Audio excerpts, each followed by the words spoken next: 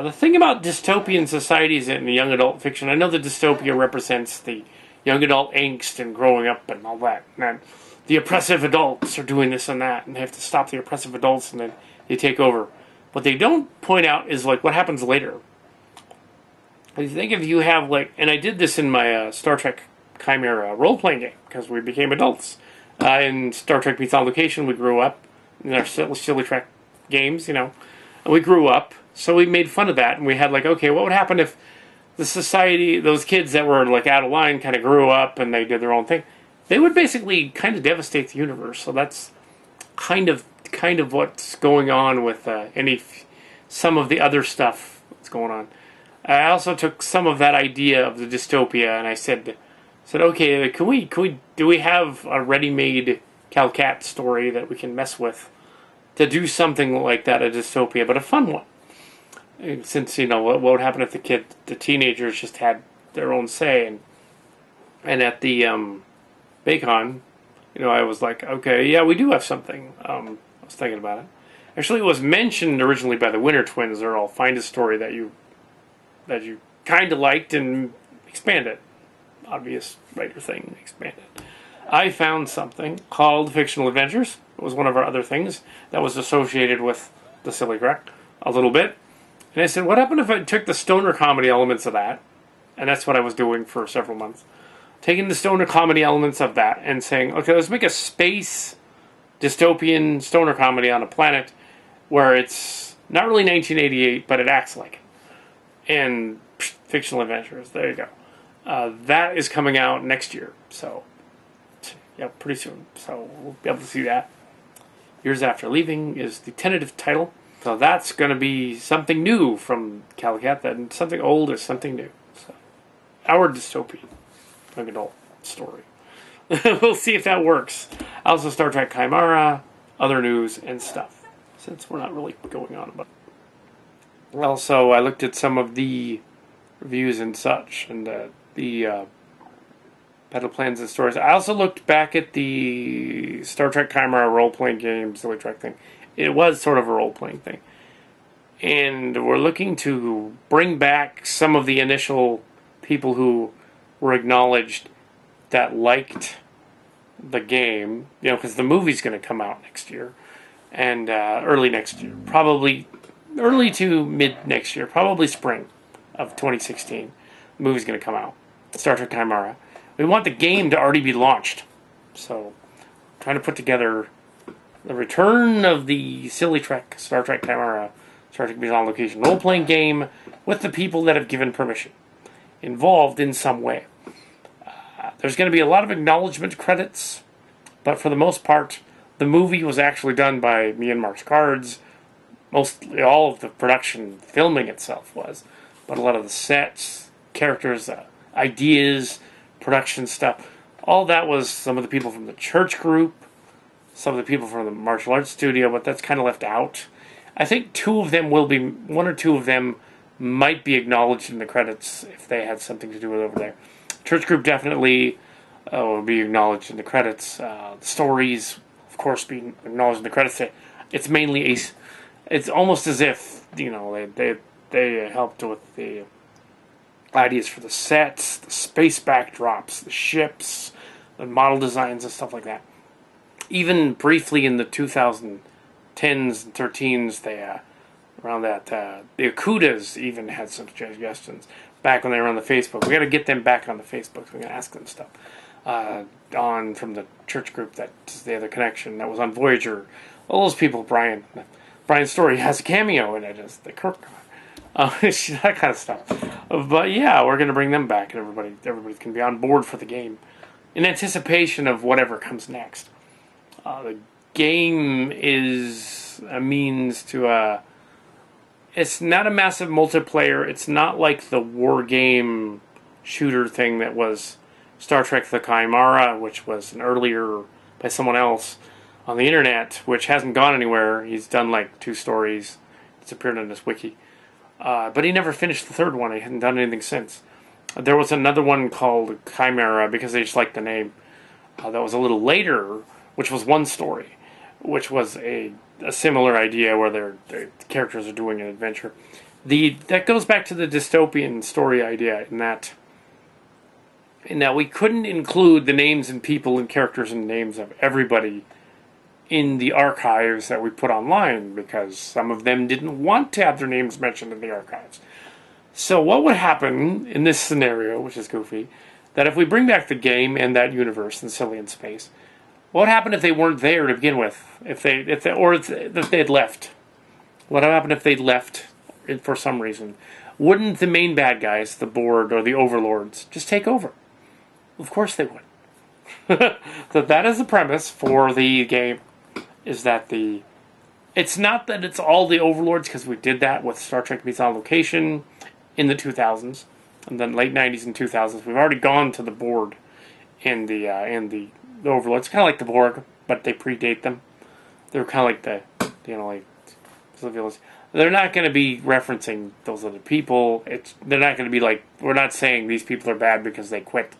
That's messed up. No, it's just saying that there'll be new people that'll have similar identities. But in the Star Trek Chimera movie, there's a reference to the overlords, and they've taken over the queue in that version of the movie. And we're assuming that somehow the great bird of the galaxy, and all that other stuff happens, and he helps stop it. But we're not going to say, because we give away things. But the tentative plan, and we're going to reveal the tentative plan right here, because it's not a secret.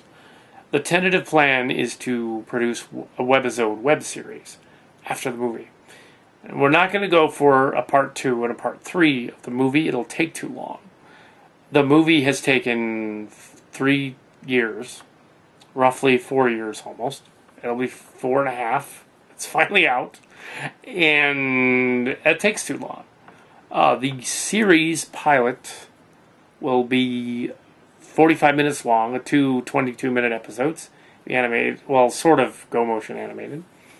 I'm going to rate the pilot based on the remains of movie script 2 and movie script 3, which kind of are about the overlords and going to the overlord planet, and then going to the overlord taken Earth in the other universe. They have their own Earth, so their own Earth-like planet.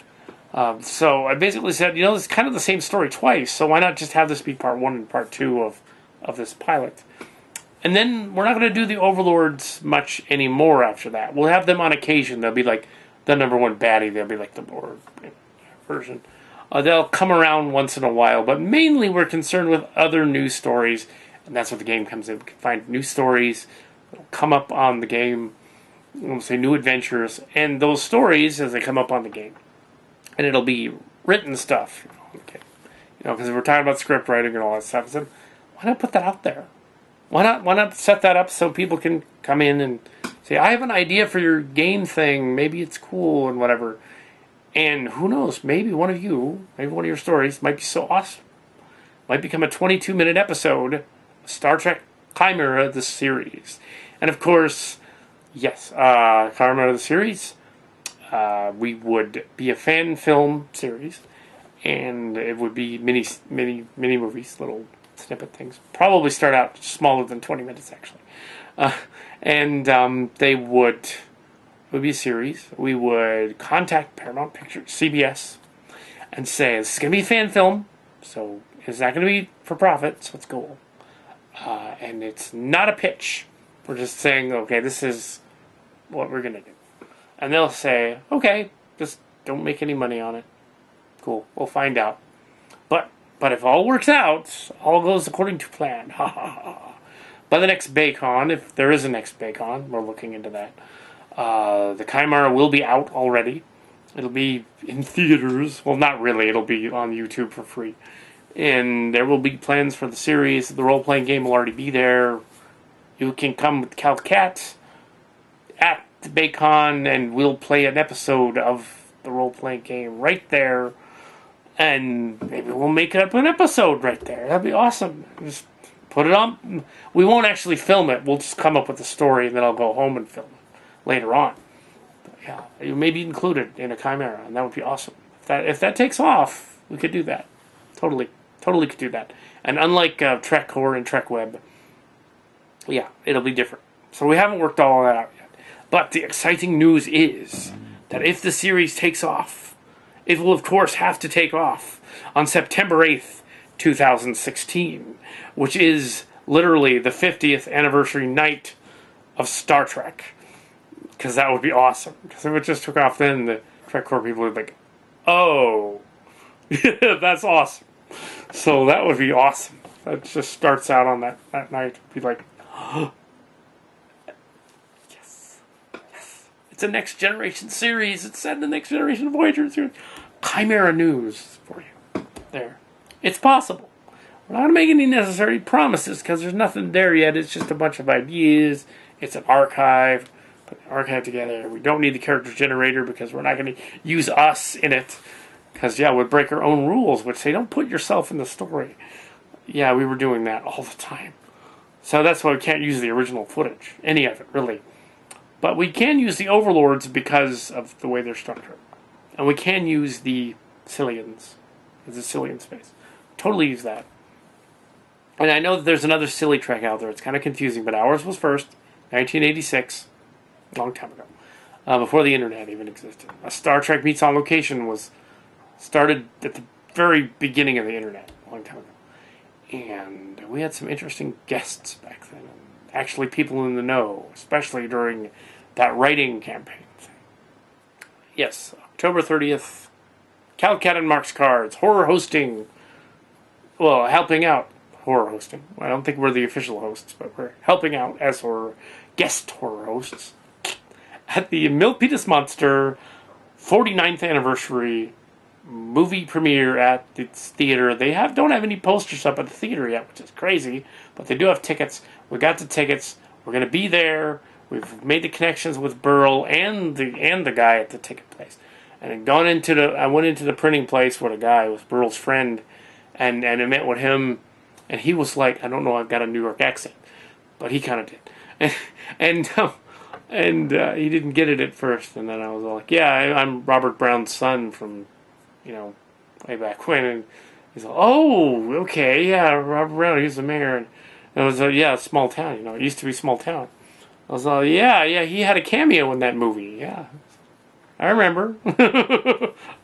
I mean, I was 5 when it came out, but I remember. It's like, oh, wow, really, yeah. Yeah. He wasn't the mayor in the movie. He was the mayor a little later and a little before, 68, 72, and 78. But Joe House, who he knew was the mayor at the time. So, and the lady that had the scream that he mentions at the conventions of the scream, Joe House's daughter. Yes. Anyway, the scream scene. I don't know what happened to her either. She'd probably be about Yvonne's age, but one of my sisters. But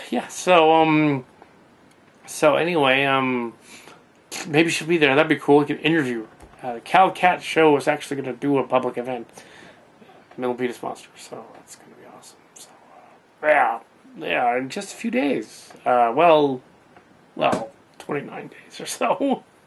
But yeah, and then it's off to Disneyland before Chimera is even done filming. Yeah, this is a little crazy, but we're going to do it. Mid-November. So there we are. Around Robin, but and they got to go back to the theater, advertise in the theater. But Milpitas Monster is not mine. It's Robert Burl. But he had connections actually. He was one of the connections, not in the Star Trek, but with other stuff, horror movies stuff. Maybe they'll have John Stanley be there. And at the Big Wow convention where they had the Creature convention, Creature Con. I was talking to them when they were at the booth and doing that stuff, and I was so good at getting people to come over to the booth that Robert Burl had me there the whole day. The second day, so I stay here. You're causing people to come by. So I would go off and then come back, and mainly I was there almost that third of the day or so. That was fun, but and then he was at a Arts and Wine Festival again, and lured people over there too. But yeah, it wasn't a job. I wasn't paid. I was volunteering. I had just to have that charisma when it comes to something that's interesting that I into the horror movie. And when I was at the Big Wow, Lord Bloodraw was there from the horror hosting. stuff, as well as Mistress Misery. And although she didn't know about the Milpitas Monster too much, I did tell Lord Bloodbraw, he was there, and it said, you should come to this event and see it. And he's all, oh, okay, Lord. I don't know if he has, but yeah, a local horror movie thing. Once it was plugged as, this isn't Hollywood production, this was a student film, but as a student film. As a student film horror movie, it looks like a grindhouse horror movie. So that's actually really creative. It looks like something from that time period.